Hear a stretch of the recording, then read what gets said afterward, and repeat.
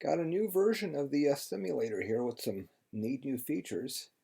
And as you can see, we now have breakable bonds.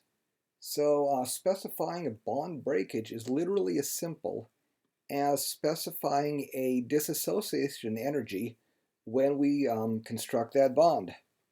So the entire model script here is about 25 some odd lines of Python. I'll make a simulator. We define a couple, three types for each of our different types we have there. I went ahead and stuck a repulsive potential on these guys just to make them spread out a little bit more. And then bind those to it. And I attach this force to these red guys up in the front there. And then this force, again, the force here is defined in Python.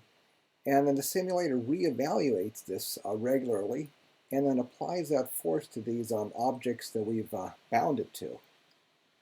And we can see that I'm using periodic boundary conditions in this particular example. So this blob simply passes through the domain, and I do not have any interactions between the blob and the sheet here other than the initial bonds that broke, so it simply passes through. So there we go. Viscoelastic, or actually viscoelastic materials in about 25 some odd lines.